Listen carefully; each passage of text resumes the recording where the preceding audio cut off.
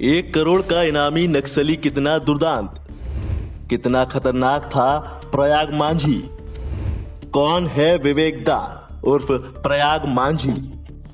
21 अप्रैल की सुबह सवेरे ही सीआरपीएफ को बड़ी सफलता हाथ लगी है। नक्सलियों के साथ हुई मुठभेड़ में 8 नक्सलियों को सीआरपीएफ ने मार गिराया है। इन 8 नक्सलियों में से 3 तो ऐसे थे जिन पर इनाम का ऐलान किया गया था।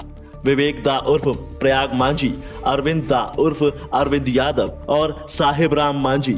इनमें से साहेब राम मांझी पर 10 लाख रुपए, अरविंद दा पर 25 लाख रुपए और प्रयाग मांझी पर तो 1 करोड़ रुपए का इनाम का ऐलान था।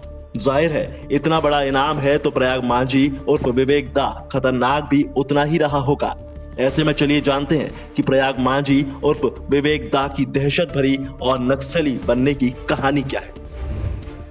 कौन था नक्सली प्रयाग मांझी। झारखंड के बोकारो में मारा गया प्रयाग मांझी नक्सलियों की सेंट्रल कमेटी का सदस्य था। नक्सली विवेक दा यानी प्रयाग मांझी काफी लंबे वक्त से दहशतगर्दी का पर्याय बना हुआ था। प्रयाग मांझी धनबाद के टुंडी थाना इलाके के दलबुड़ा गांव का निवासी था।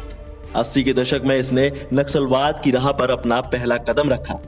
ये भाकपा माओवादी संगठन की सेंट्रल कमेटी का सदस्य रहा है। 2023 में उसे पारसनाथ और झुमरा पहाड़ियों की कमान सौंपी गई। बताया जा रहा है कि पोलित ब्यूरो के सदस्य और 1 करोड़ के इनामी नक्सली प्रशांत बोस की गिरफ्तारी के बाद पारसनाथ की जिम्मेदारी नक्सली मिसिर बेसरा ने संभाली और मिसिर बेसरा के पद पर प्रयाग मांझी ने जिम्मेदारी संभाली, जिसके बाद अब तक प्रयाग मांझी की दहशत पूरे इलाके में थी।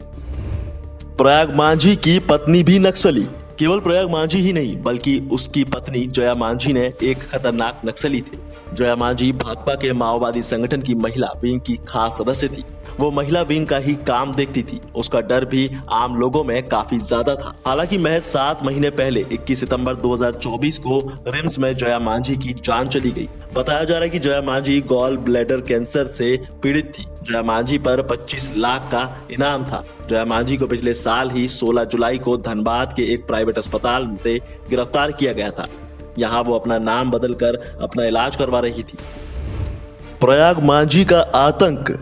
हालांकि विवेक दा को कई और दूसरे नामों से जाना जाता था। ये नाम फूचना, नागो मांझी और करण दा है। विवेक दा का खौफ न केवल पारसनाथ और झुमरा की पहाड़ी इलाकों में था बल्कि छत्तीसगढ़, बिहार और पश्चिम बंगाल जैसे राज्यों में भी उसका नेटवर्क काफी फैला हुआ था। नक्सली विवेक दा के खिलाफ केवल गिरिडीह में ही 50 से ज्यादा मामले दर्ज हैं। बताया जा रहा है कि नक्सलियों को मार गिराने में इतनी बड़ी सफलता इससे पहले 2011 में मिली थी। उस ऑपरेशन में भी 3 नामी और इनामी नक्सली मार डाले थे, जिसके बाद कई सालों तक नक्सलियों की गतिविधियां पूरी तरह से शांत रही थी।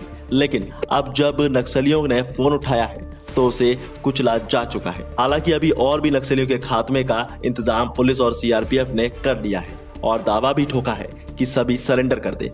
बहरहाल इस मामले में आगे क्या होगा ये देखना बेहद दिलचस्प होगा। इस खबर में बस इतना ही। बाकी अपडेट्स के लिए जुड़े रहिए वन इंडिया हिंदी के साथ।